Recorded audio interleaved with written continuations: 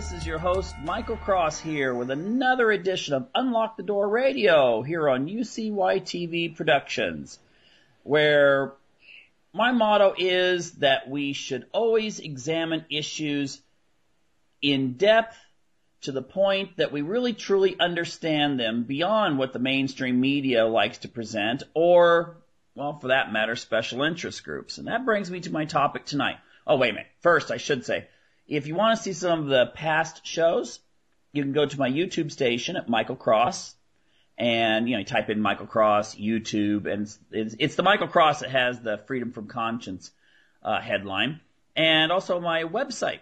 You can find some articles. Maybe you'll find them interesting. I don't know. At michaelcross.net. So anyway, I said the thing about special interest groups.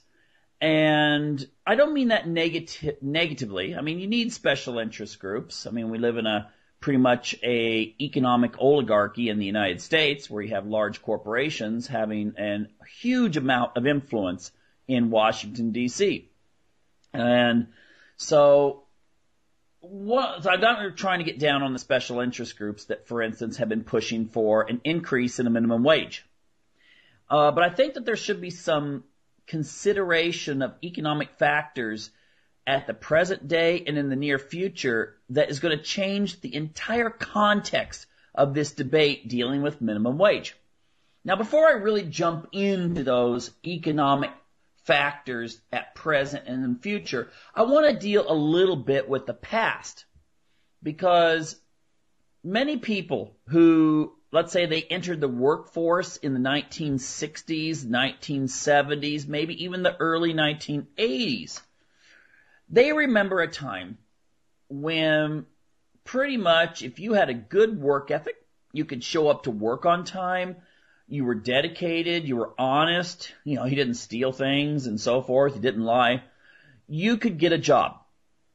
And it could be a job, if you were just looking for something to, for instance, buy a car. You were in high school and you just wanted a summer job to get some money together to own a car, because obviously in high school, if you're a male, your dating chances are very low if you don't drive.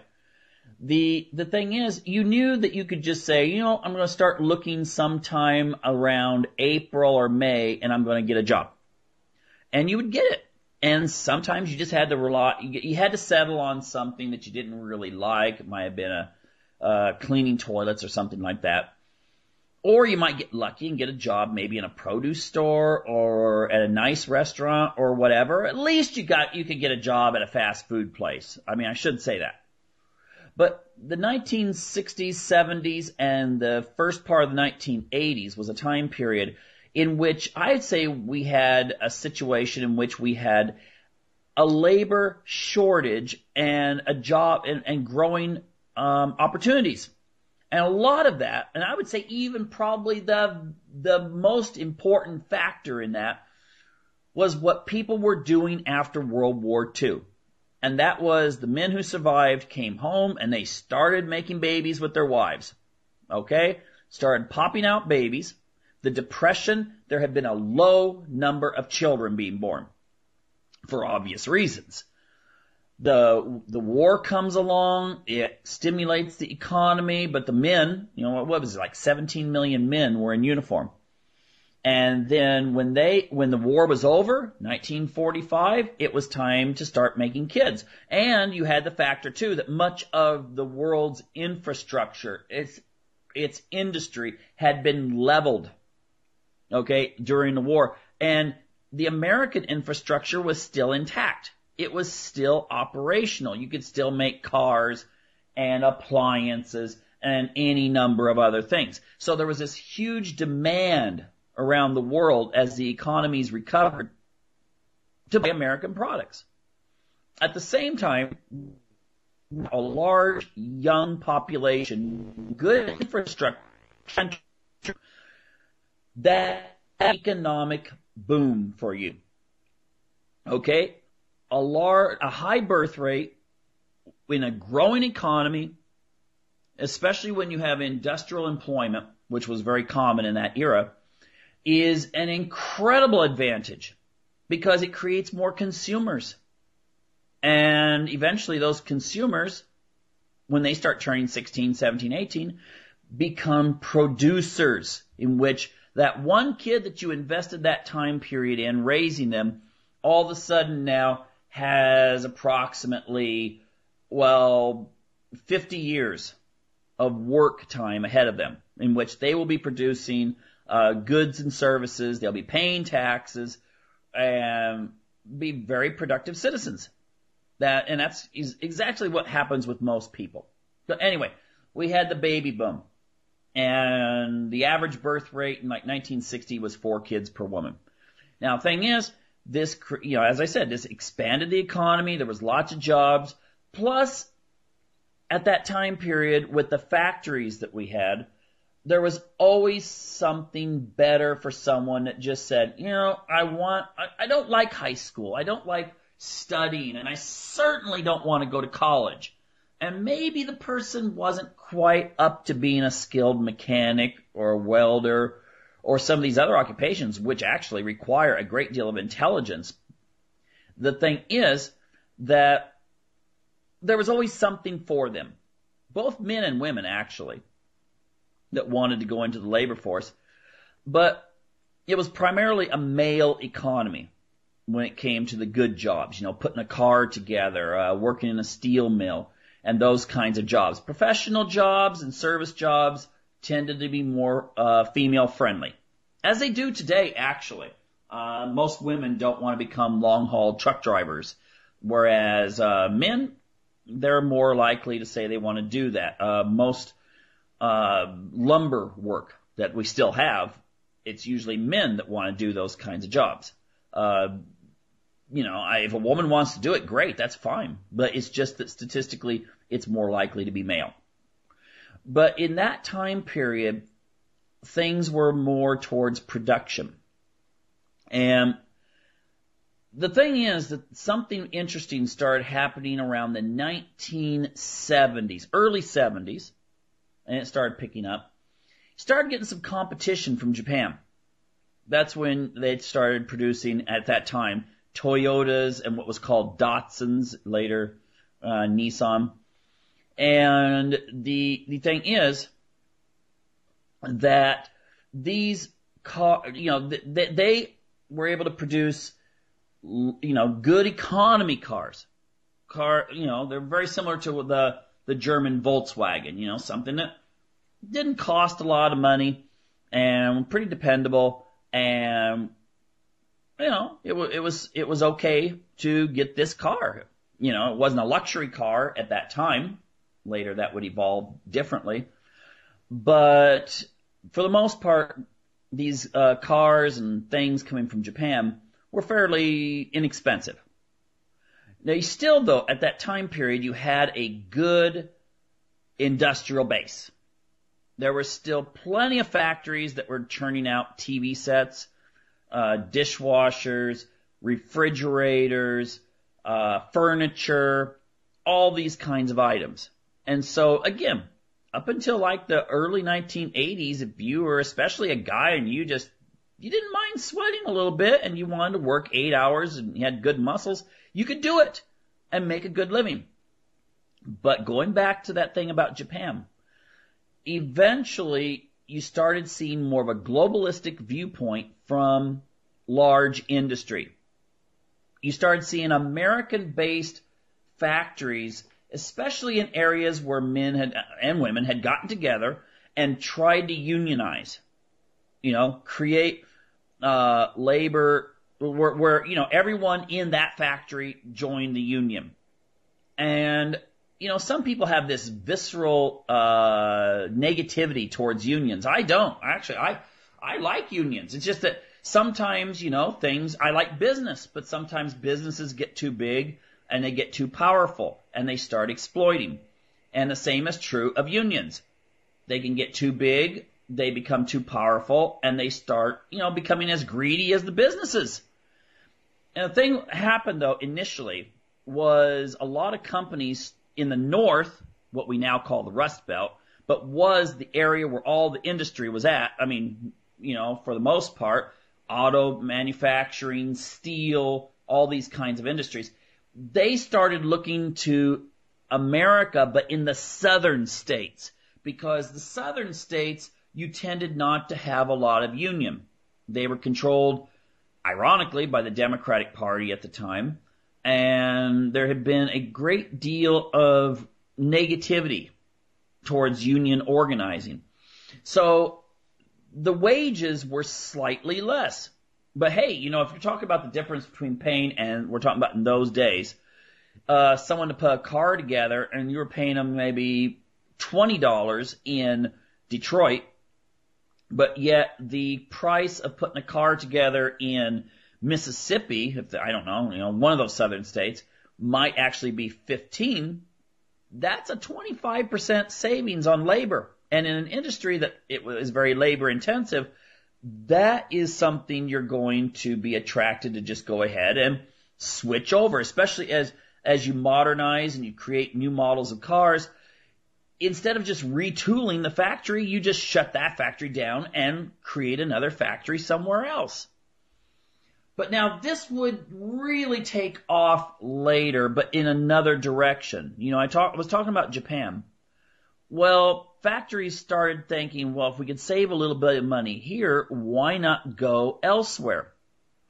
And for that period around in the 1980s and the early part of the 1990s, a lot of factories were looking at places, the ones where you have, you could train someone to do the job fairly quickly. They didn't have to have a college degree or something. They started looking at other countries to manufacture their shoes and clothes and stuff. There was a time up until, I think it was the mid-1980s, that something like 90% of all clothing in America was made in America. Okay? I still remember when those commercials, look for the union label, where it was not just look for an American brand, but also find out which clothes had a union trademark so that, it would help American industry. It's now switched to where 95% of clothes in America are made elsewhere in other countries. Now, what caused that, you think? Well, a lot of it was the Bill Clinton administration. During Clinton's administration, there were some trade deals made with China. See, a lot of companies had been going and talking to the Chinese. And, the idea was, even though they were, after Mao died and stuff, there were some reformers that had come to power in China. And they were kind of thinking maybe China was open for business. Maybe that would be good to bring in industry and provide people jobs. And, at the time, mid-1990s, hardly anyone drove cars in China. You didn't see any high-rise buildings for the most part. There might have been some in Shanghai, but they were from the colonial period. And the thing is that Bill Clinton signed trade deals. And he said, look, we have over 1 billion people in this country. And if we can open our markets, they'll buy our stuff, we'll buy their stuff. And in the future, it's just going to take off like crazy for Americans. Well, something else happened. Some companies went over there, and they started learning that you could very quickly set up a plant there, and it was very friendly. The Chinese government, and there's no strikes aren't allowed, and there's a cooperation between the government and people that want to be entrepreneurs and set up a factory, and people from other countries coming in and setting a factory up. And so what happened was, and this is a very interesting phenomena, some of the large retailers started learning that if you bought something for cheap in China, let's say you have a TV set that would normally in those days in America cost you $300. I'm just throwing this out here. $300 TV set if you bought it made in America. But you could buy it for, if you brought it over to all the costs, since those bills that Clinton got rid of tariffs and stuff like that for the most part. So all of a sudden, those TV sets, you could sell something in America for like $150. Now, the quality might have been questionable in those days because maybe you were trying to do this very cheaply. But no matter what the situation was, people will gravitate. They don't care about look for a union label. They will gravitate to what's cheaper. And if they have a difference between a TV set that's 300 and a TV set that's 150, and let's say they both offer a 1-year warranty, you're going to go for the cheap. And this caused an avalanche of products to start coming into America, primarily from China. But all of a sudden, the large transnational corporations decided, hey, let's just shut down as many plants as possible in America and move elsewhere. Now, they kept their financial divisions in the United States for the most part. So if you were upper level management, your CEO and your vice presidents and that sort of thing, your business is still located in the United States. But your manufacturing and much of your middle management, middle management's been sliced, and your factory that you're just contracting for is, in Beijing or Shanghai or any other number of what would become large metropolitan areas. And so when you had that combined with a lot of environmental laws that were starting to be interpreted at the strictest level possible, okay? People can still remember back to the snail darters, a little fish thing, that you weren't allowed to develop something on some river. The spotted owl, which shut down a huge amount of the Pacific Northwest to logging. And now Obama, he's doing his best. Seems like he's doing his best to shut down the coal industry in the United States. So you're going to see prices go up there, but that's a totally different show. But the thing is that labor-intensive jobs, but that jobs that did pay a lot of money, thanks in large part to union organizing and so forth, they were starting to just be offshored. And those people working in those factories were out of work. And I think it's kind of interesting. In the 1990s, there was this push like, well, the displaced workers, let's train them how to be computer tech people or open up their own shops. Problem is, when you're 55 or 60 years old, it's kind of hard to learn how to be a computer programmer if you've been working in a logging company for all your life or a coal firm or something like that. It's very difficult to suddenly think, hey, what kind of business can I open up? Because if you also look at these giant retail chains coming in and getting all their stuff made very inexpensively in other countries, it's very difficult to compete with these giant retail chains and still make a profit, because they could sell a hammer.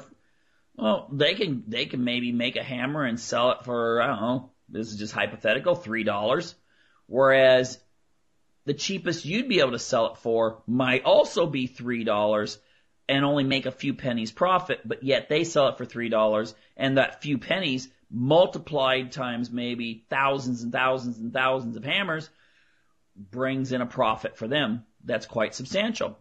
You can't survive on selling maybe a dozen hammers in your store, and you can't offer the variety. So you had something going on here that was unprecedented.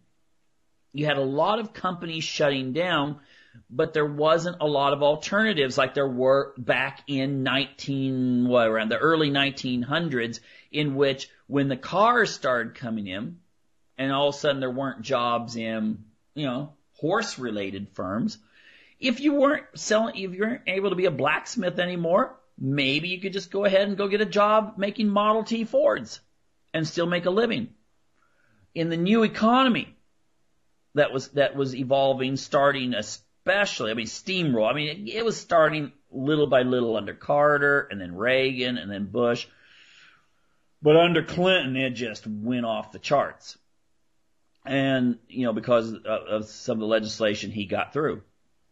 And the thing is that the jobs were not comparable. In the past, a lot of times when one job got phased out, the next jobs coming in were actually better, paid more money. But the new jobs that were coming in, the new jobs that were available for you if you lost your job as a logger or a miner or any other number, making TV sets at a factory, were often low-paid service industry jobs, the kind that traditionally maybe your kids for summer jobs had taken. Maybe the fact would be that you might actually be working at the same restaurant as a busboy that your daughter was working at as a waitress. It's okay if you own the restaurant, but if it's a situation where you're just another paid employee at minimum wage, that's not exactly a good, healthy economy. And it would get worse. It would get worse because we're still going, even though the supply of labor has actually, as a proportion of the population, has gone down, now that many of the older baby boom people are retiring, the problem is that people that are the ones that generate the economy are often young. The younger people. People then later, when they have families, they buy lots of stuff. When they start hitting their later middle-age years, they start saving. Okay? When my dad was alive, he bought a car and actually said, this will be the last car I'll own, so I got to take care of it. And, he might have had that car for 10 years. But the thing is, if you're 40 years old and you buy a car, you might be thinking in the sense of, well, I'll drive this for like 5 years, and then I'll get a new one. There's always the fact that you're still going to be consuming and still generating for the economy. Whereas older people tend to, they've got their homes, they don't usually buy lots of new clothes, they're not that fashion conscious for the most part, and, doing all these kinds of things that we associate with generating the economy. And then at the same time, we've got a new trend coming along that's making things even worse for not just this generation, these people that lost their jobs from like 1995 to 2008. Then a bunch of them lost their jobs in 2008, and those jobs have not come back. Oh yeah, they're working, but they're maybe instead of working, for $20 an hour, they are working for minimum wage, delivering pizzas or something like that. Well, at least delivering pizzas, you get some tips, so maybe that's a little bit better. But it's still, when I was in, my hometown in 2010, I noticed it was mostly older men who were out there driving the cars, delivering pizzas, at least the ones I saw. Which before, maybe in the 1990s, you might have seen occasionally an older person, but most of the time they were college age that were delivering pizzas. The thing is this. We have a lot of interest groups that are saying we need to have a higher minimum wage. And you know what? I agree. It would be great to have a higher minimum wage because you can't survive on, for the most part, on minimum wage, even if you're working full time. Unless, of course, you're married, you've got some kids, you're getting food stamps and some other government assistance programs that you can still get when you're actually working. Food stamps you can get even if you have an income.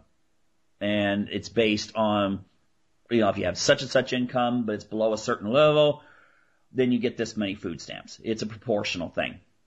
And I'll note when people are putting down food stamps that it's a lot of times the farming states that support it the most, because this means that people that work in stores and the store owners and the agricultural industry is still making money. So even when the economy goes lower, there's still a lot of people buying food because, they're on government assistance when it comes to food stamps. Well, anyway, the thing that's going to mess this whole thing up, even though, yes, I agree, minimum wage, you can't really survive very well on it, if at all. The thing that's going, and also at minimum wage, you can't really go out and buy a lot of things. And so you're not really generating new jobs, which is something a lot of times the elite Ivy League economics professors and the ones that talk about, like, for instance, with Greece, well, we got to have austerity, so we need to cut back on programs and stuff like that. They don't realize that when someone loses a job or suddenly they've got their salary cut in half, that means they're going to buy less. And if they buy less, that means someone else is going to lose a job. And it's all a ripple effect. People have money, they buy things, that puts people to work. People don't have money, they don't buy things, other people lose their jobs, which means maybe they can't in turn buy stuff from the company you work for. So you lose your job. But anyway, let's go on to the next stage. The next stage of economic development is taking place. You increase food stamps. Not food stamps, sorry. You increase minimum wage. And, industry has an incentive to make money. That's what they're there for. They're not a charity organization. You don't set up a company just as a hobby for the most part. You're doing it to make money. In fact, I think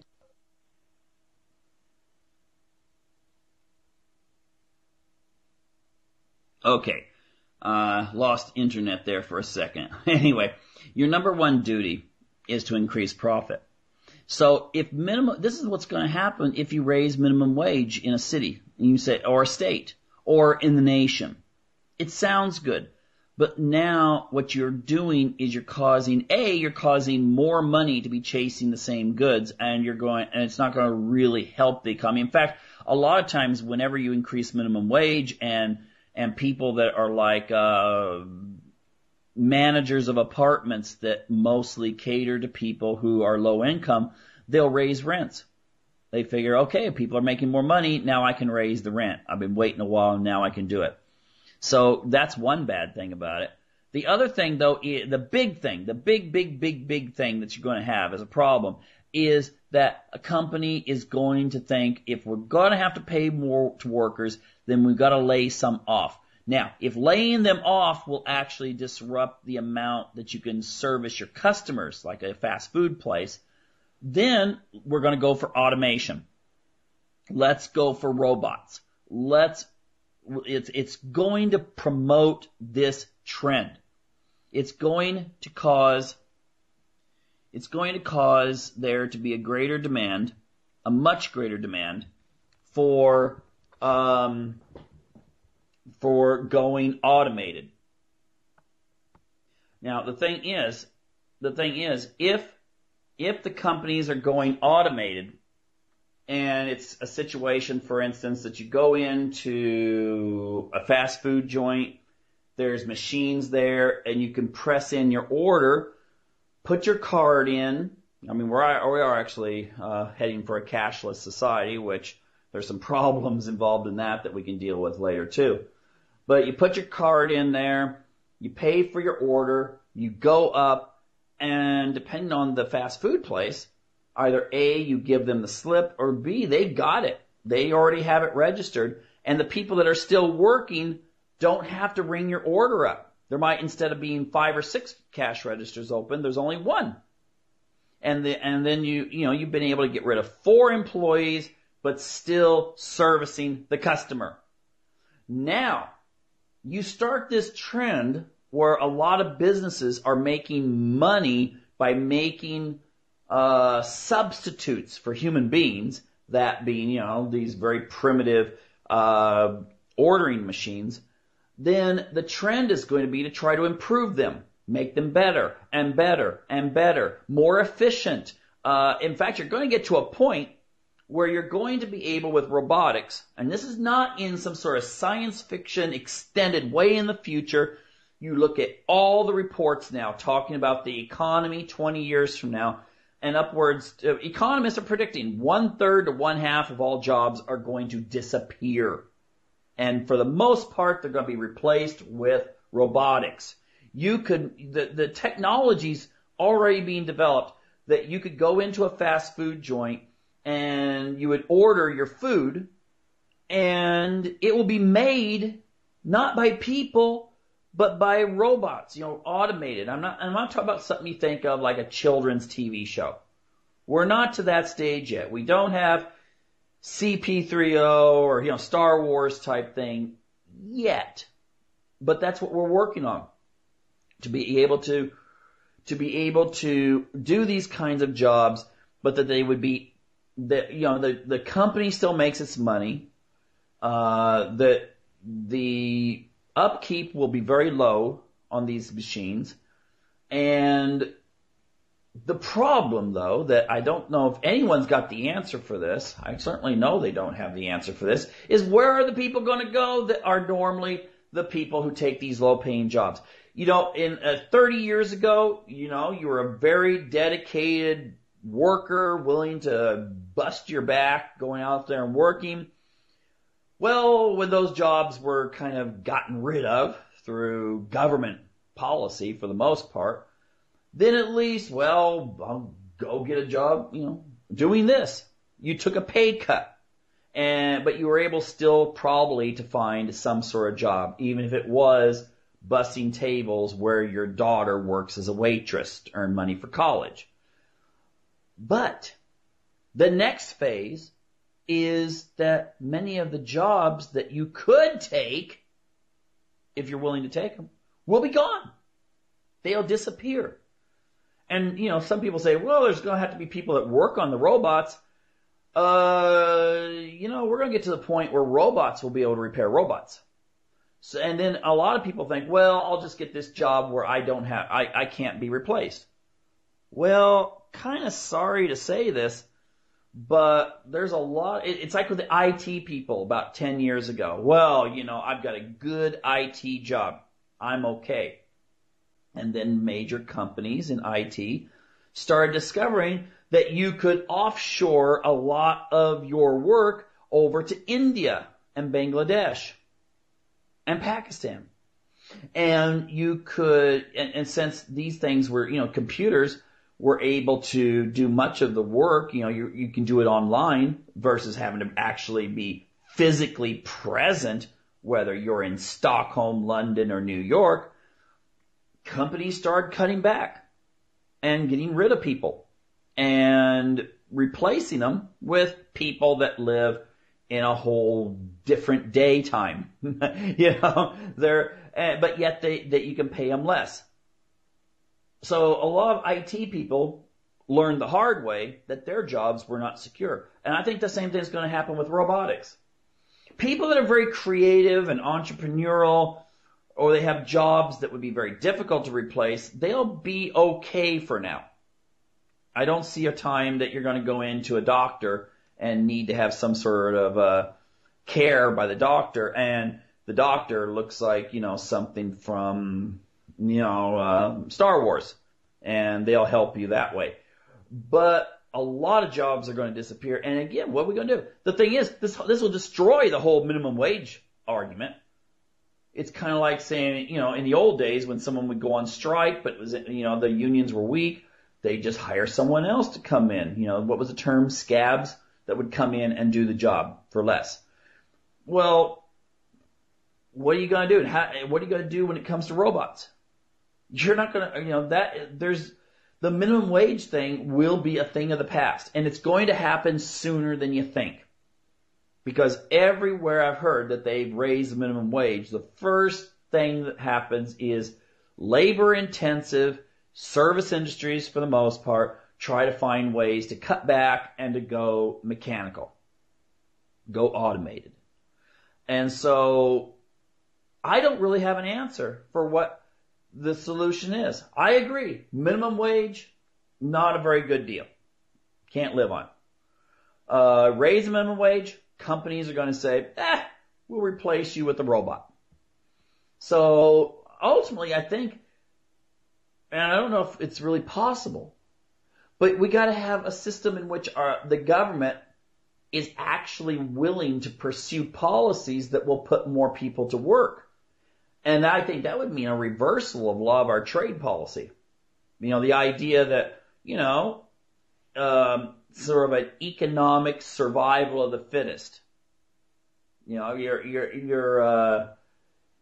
almost is like your duty as a citizen is to fight in wars and stuff to protect the country, but there's no duty that comes back from government saying that, well, we're going to try doing something where we will either stimulate more jobs in the country, or we will become more lenient when it comes to extraction of resources and utilization of those resources, or we'll pursue policies that will make us independent of other countries, maybe put people to work here. The thing is, there's a lot of big money interest in all of these fields. It's like when you say, we need to have, I hear people talk about peace. We need to have less war. We need to try to get away from the war mentality. And then you say, okay, well, that sounds really good. But you know who the ones are that are going to get the congressman's ear? Is the large corporations that make money off of war. So you may have some congressman who's like, oh, I'm for peace and I'm for this and we need to cooperate in the world. But if in his district they're making drones, he will support that drone manufacturer.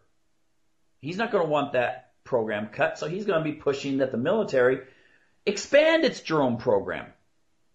That's just logical. If you have a surveillance in your district, if you have big NSA buildings or things like that, or stuff that's associated with surveillance, then you're going to push for it if it employs people in your district. So ultimately, maybe if people became better informed and could put more people pressure on government officials where they actually understood that it's not a Democrat issue, it's not a Republican issue, it's not a liberal issue, it's not a conservative issue. It's an issue of actually making sure that people are working in your country. Because you know what? If you have a large unemployment rate, you're going to have instability. We already see a situation where families are being fractured. They're not even existing because people millennials are feeling like they can't afford to get married, buy a home, start a family. That's not a good situation for the country, and it's going to have horrendous economic impacts. You want to see the impacts it's going to have? Some of these countries that are all like, oh, look at us, we're so good, like Germany. Most of their workforce is quite old. And when those guys start having to retire, they're going to have some problems. They're going to have a huge old population and not enough young people to take care of them, or you're going to have to raise the taxes really high, which, of course, is going to hurt the economy. You need to have growth in all areas, including people getting married, having babies, and so forth, and educating them, and so forth. So, again, maybe we need more economic literacy in the country. Maybe we need more I've noticed alternative media deals with these issues.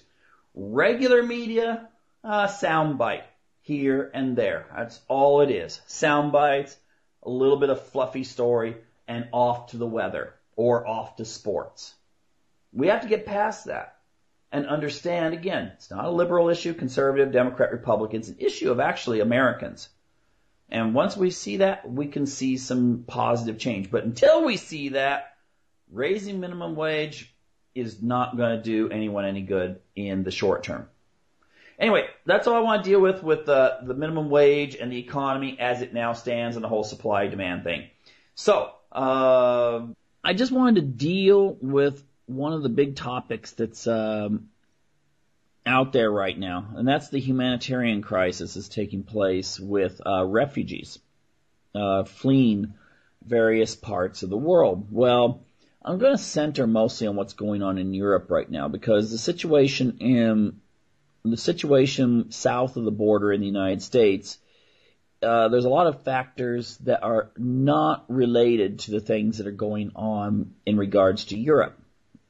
Before I proceed, I would encourage people to check out the archives of the show, in a sense. I mean, I've got those on my YouTube station at Michael Cross, and that would come under the Freedom from Conscience headline you'll see, because there's several Michael Crosses that have YouTube accounts. And also check out my website at michaelcross.net. So anyway, I think there's a lot of times when we watch news shows, we think that, okay, here's a crisis. It's like I'm going to liken our modern news stations to sitcoms. Have you ever noticed that the sitcom, it starts out with a problem, and then it solves the problem. Something happens in a sitcom where everyone's all like, yay, and no matter how complex it is, it's solved. Unless you have those kind of situations where to be continued and it lasts an hour And that's including the commercials to solve the problem. Now, the thing is, our news, things are shown, and maybe this is the way Western Europeans and Americans have been indoctrinated, in many ways molded, to see events. We see something happen, and we don't place it in the context of what has happened before. It's just like you react. You go, wow, how is this happening? Something's got to be done. I think I've heard this phrase. I forget who said it. Was it David Icke or someone, or Alex Jones? One, the whole problem, reaction, solution kind of system in which something gets set in motion, and then sometimes the people that set it in motion come up with a solution. And often it results in problems. But I'm not even going to really deal with any of the possible solutions that's going on right now, except for the fact of this. Has it ever occurred that people tend to not want to stay in war situations? They don't want to stay in situations where there's turmoil. They don't want to stay where their life or the lives of their family is threatened. Now, let's take a look in context. Let's take a look at what's going on in regards to many, not all, but many of the refugees that are fleeing the Middle East and North Africa. Now, first, we have to keep in mind, there has always been people that have been wanting, usually for economic reasons, but sometimes wars, to flee Africa and come to Europe. And when Muammar Gaddafi was alive, and before the United States had him rubbed out, the thing is that he maintained rules in the society that kept, he was essentially the buffer. Okay, Egypt acts as a buffer too. You don't hear of people using Egypt really in any masses as a conduit to flee whatever's going on and go through Egypt to get to safety or to find better economic situations in Europe. And Libya, when it was an intact society, it does not, I can't say that Libya is its own country now. I mean, it's various warring clans. I mean, it looks like Somalia did back in the 1990s, various warring clans and, ideological groups. ISIS has a huge presence now in Libya. But the thing is, before, when Gaddafi was in charge, he did keep these kinds of situations under his control. And you didn't see these problems. Plus, the people that lived in Libya, they had it pretty good. I mean, yes, Gaddafi, he was not exactly a Jeffersonian Democrat, okay? He did run an authoritarian government. But at the same time, people in Libya had free education, subsidized housing, there was gender equality for the most part, and there was a lot of freedoms that they don't have now.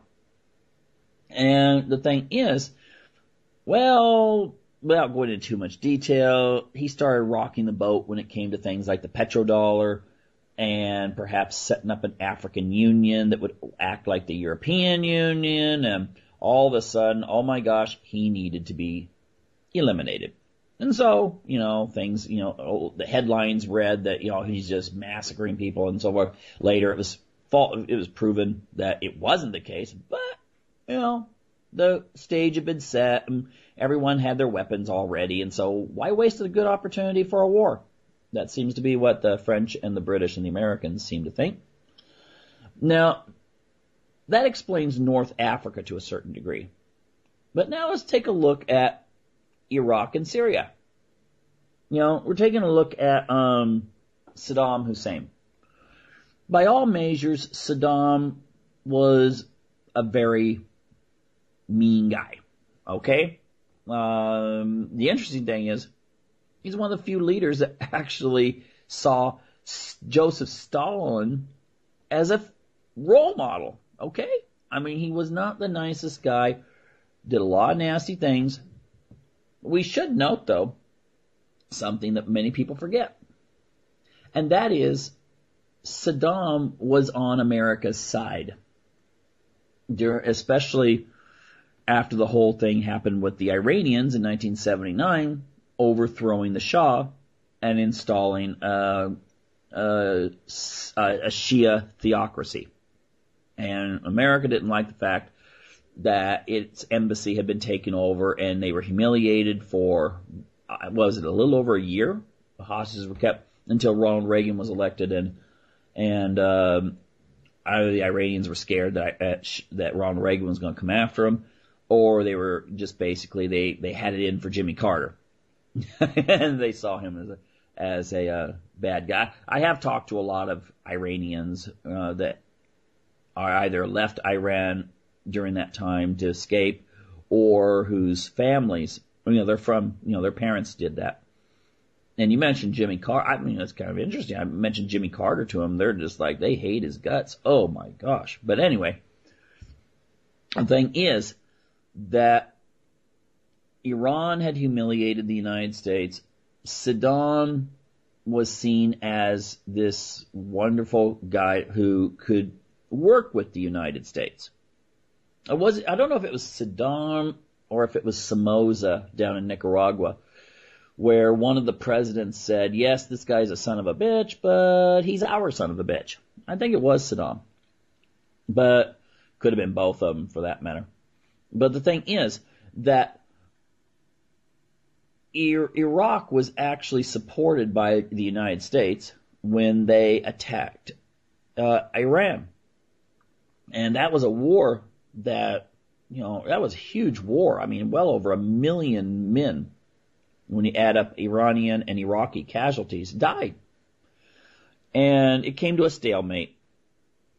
And everything was all good with Saddam.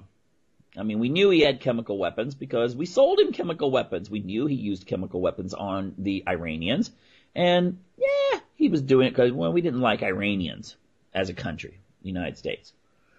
And so everything was fine until around 1990 or 90 or 91. Don't remember right now.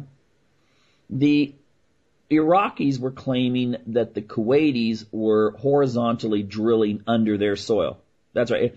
Everyone thinks of oil wells as going just straight down.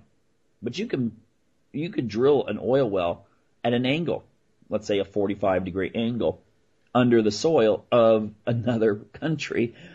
And Saddam at least accused Kuwait of taking their oil, in which there was an interview with the U.S. ambassador. It was publicized on TV where Saddam was saying, hey, we got some problems with Kuwait. And the ambassador just said, hey, this is your backyard. You settle it as you see fit. He saw that as a green light, so he invaded Kuwait. And of course, he gave the excuse that, Kuwait had actually been traditionally part of that sphere, that what you could call nation, because those boundaries were all drawn by the British for their own purposes, not for the good of the people.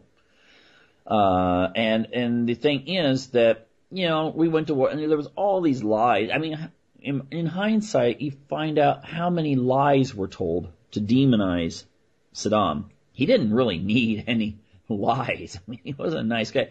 But you had to make it look like he was doing all kinds of horrible things to the Kuwaitis. So Americans got really mad. Congressmen, senators were quoting all this false propaganda, of which I'm sure people still think back to those times and think it was true, but it was false. Most of it, if not all of it. And a war ensued. And the thing is, many of the Iraqis, because you got to remember, a large portion of Iraq, in fact, the majority, is Shia Muslim, like the Iranians. Saddam was a Sunni. He wasn't a very devout Sunni, but he was a Sunni.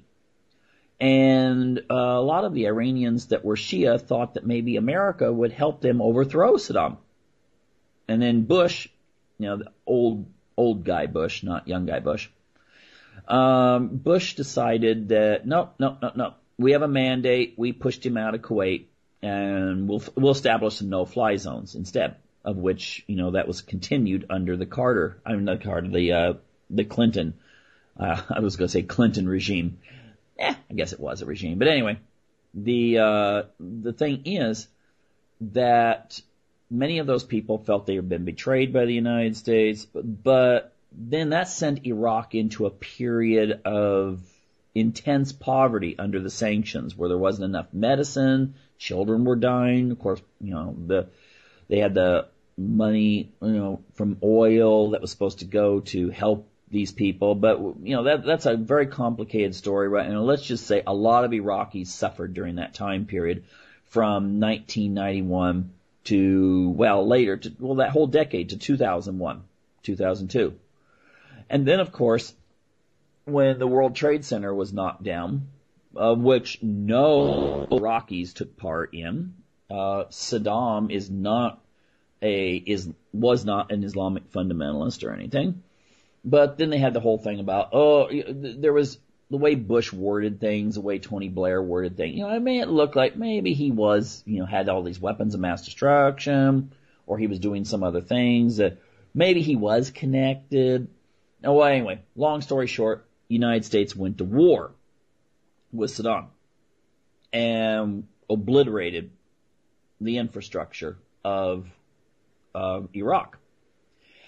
And, not to really quote Thomas Hobbes, but sometimes, Hobbes did actually, the philosopher did say that, you need a central government sometimes just to keep order and keep civilization.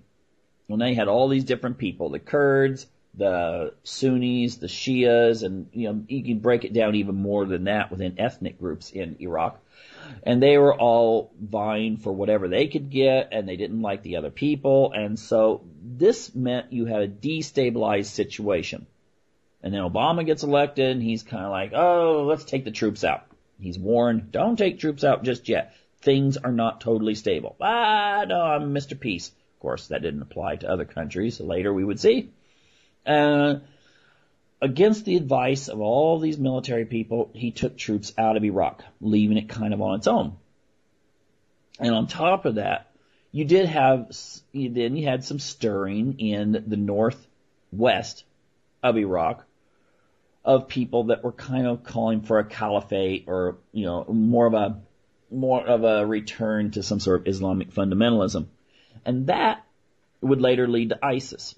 The thing is, these guys, it was all it's like a bunch of guys getting together in a club saying, yeah, we gotta do this, and then they go home and go about their lives. Then something interesting happened. Okay? Obama, and the French and the English obliterate Libya. And then they start the next phase, is when some protests were taking place in Syria. They fan the fumes of that pretty soon, of course, with help of Gulf states, rich entities within those Gulf states, Saudi Arabia, Qatar, and so forth. There was an effort to overthrow Bashir Assad. And it's been admitted, the thing is that the United States kind of jumped in on this. They maybe it was motivated by the fact that Bashir Assad was close to the Russians, or he was and they have a naval base there in Syria, or that Bashir Assad's you had to get Syria out of the way before you could ever attack Iran in the future, because the Alawites are a Shia, they're connected, religiously to the Iranians. And so, of course, this would lead to bloodshed, a breakdown of society, and neighborhoods getting blown up, and Syria is a total mess. And then ISIS is able to kind of fill this vacuum. Some people would say with active support from the United States. And then all of a sudden, just everything's let loose. You've got Lord of the Flies type situation. You've got the Walking Dead type situation. The country is a mess, neighborhoods fighting neighborhoods, and the army blowing up things, and ISIS cutting people's heads off, and the Syrian rebels jumping back and forth. Sometimes they're on ISIS's side, sometimes they're on their own side, sometimes they're fighting the Kurds, sometimes Turkey's coming over and bombing the Kurds, and sometimes Turkey's bombing ISIS. But the thing is, many people have died, and now a lot of them have tried to get out of that region. And so we have many, many, many displaced people because of a foreign policy that even one of Hillary Clinton's ex-aides said they had no clue what was going to happen after Gaddafi was taken out in Libya. It was like, okay, he's gone. Yeah, everything should go back to normal. No, it didn't. We have a situation where the same thing could happen to Syria. We have a war in Yemen that no one even talks about, where Saudi Arabia is doing massive attacks on civilian targets. And the United States is kind of passively agreeing to this because the rebels that are trying to take Yemen are connected to Iran. And, so it's the thing is, this mess is being caused by actions that the people in that region have no control over. Okay? I don't see the Saudis stepping up and giving lots of billions and billions and billions of dollars to help these refugees or even taking any into their country. But they have money, many of these Saudi interests do have the money to fund a lot of the problems that are taking place there. The United States tries to pour money in, tries weapons, they're like, well, we got to get rid of Assad, and it's like the scene in Life of Brian, where the women dress up like men so they can stone people back in the biblical days. And they're asking, is there any women here? And they're like, no women here. And it's kind of the same with the American foreign policy. Any of you guys like really radical jihadists? No, none of us. Oh, okay, here's you some weapons, here's you some money, here's you some aid. This situation is going to continue until this region is brought into stability. And as long as America does not want a solution in which that leaves Assad in charge, as long as all these other various interests, Turkey and the Gulf states and so forth, they have their desires for this region, there's going to be more and more refugees. The thing I would just ask people to do is look past just the headlines and try to figure out what's going on here, because basically it fits into a narrative that says that, pretty much much of our foreign policy today is totally, I would say, out of control. There is no sense of direction coming out of countries like the United States, like Britain, and so forth. And because of that, and because instability seems to be just, this is the way we've always done things, then we're going to continue seeing this humanitarian crisis. And,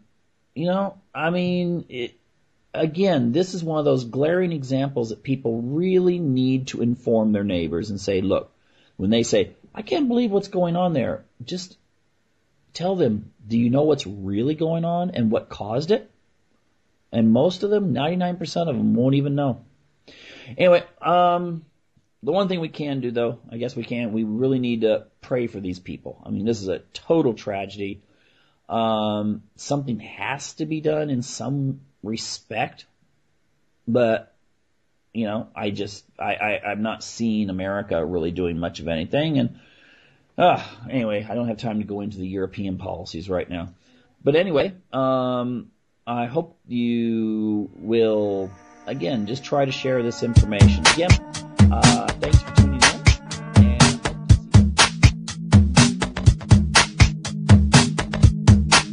This is Ozzy Skateboard, and you're listening to UCY.TV.